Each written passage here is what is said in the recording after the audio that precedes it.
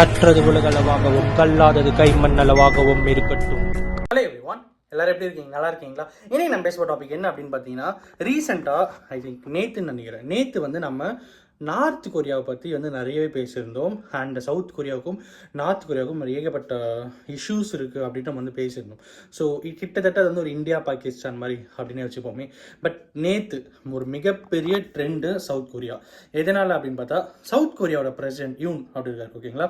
So அவர் என்ன பண்ணுறாரு அப்படின்னு பார்த்தீங்கன்னா, ஒரு எமர்ஜென்சி நான் வந்து இஷ்யூ பண்ணுறேன் அப்படின்ற மாதிரி சொல்கிறாரு. அந்த எமர்ஜென்சினா என்ன அப்படின்னு பார்த்தீங்கன்னா, கிட்டத்தட்ட இந்தியாவில் வந்து எமர்ஜென்சி இருந்தது பார்த்தீங்கன்னா, அதே மாதிரி அங்கே ஒரு வேறு டேர்மில் சொல்லுவாங்க, ஓகேங்களா? ஸோ அதை நான் வந்து இது பண்ணுறேன், இம்ப்ளிமெண்ட் பண்ணுறேன். எதுக்காக அப்படின்னா, நார்த் கொரியாவில் நிறைய பேர் ஊடுருவி உள்ளே வந்திருக்காங்க.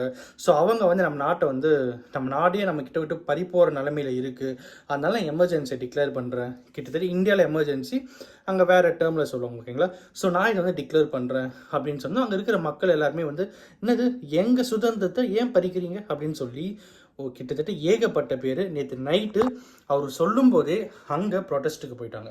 அது என்ன எமர்ஜென்சினா என்ன அப்படின்னு பார்த்தீங்கன்னா, இப்போ நம்மளால பேச்சுரிமை இருக்காது, எதிர்கட்சியினுடைய வாதங்கள் இருக்காது, எதுவுமே இருக்காது. ஜஸ்ட் கவர்மெண்ட் என்ன சொல்கிறாங்களோ அது மட்டும் தான் கேட்கணும். எதுக்காக அப்படின்னு பார்த்தீங்கன்னா, நம்ம நாடே பறிப்போகிற நிலைமையில் இருக்கும்போது அந்த டைமில் நீ பண்ணுறது தப்பு, நீங்கள் பண்ணுறது கரெக்டு, இந்த விஷயத்தை நீங்கள் எப்படி பண்ணிக்கலாம், இந்த விஷயத்தை நீங்கள் அப்படி பண்ணிக்கலாம் அப்படின்னு சொல்லி தப்பாக பேசுறதுலாம் வந்து இருக்கவே கூடாது.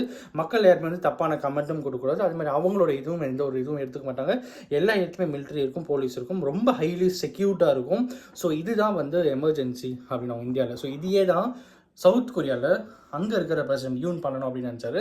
ஸோ அங்கே இருக்கிற மக்கள் எல்லாம் வந்து எதுக்கு இதெல்லாம் தேவையில்லை அப்படின்னு சொல்லும்போது பயங்கர கருப்பாயிட்டாங்க. ஸோ அந்த டைமில் அங்கே இருக்கிற கவர்மெண்ட்டில் இருக்கிற ரெப்ரஸன்டேட்டிவ்ஸ், எம்எல்ஏ மினிஸ்டர்ஸ் இருக்கிற மாதிரி அங்கே இருக்கிற ரெப்ரஸன்டேட்டிவ்ஸ் வந்து இல்லை இந்த பிரசிடென்ட் வந்து தப்பாக பேசுகிறாரு, இவர் சொல்கிறதுலாம் உண்மை கிடையாது, இவங்க வந்து இவர் மேலே நிறைய அலிகேஷன்ஸ் இருக்குது, லைக் டேக்ஸ் அலிகேஷன்ஸு, அதுக்கப்புறம் வந்து லைக் ஊழல், லஞ்சம், இந்த மாதிரி நிறைய அலிகேஷன்ஸ் இருக்கிறதுனால ஸோ இவர் வந்து எங்கே ஒரு ஆட்சி பறி போயிடுமோ அப்படின்னும், நெக்ஸ்ட் டைம் இவங்களுக்கு போயிட்டு ஆட்சிக்கு எப்படி கேட்குறதுன்னு தெரியலன்னு சொல்லி அந்த ஃபீலிங்கில், அந்த பயத்தில் இந்த மாதிரி ஒரு விஷயத்த பண்ணுறாரு. இதில் எந்த ஒருமே உண்மை இல்லை அப்படின்னு சொல்லி அவங்க கட்சியில் இருக்கிறவங்களே வெளியே வந்து பேச ஆரம்பிக்கிறாங்க.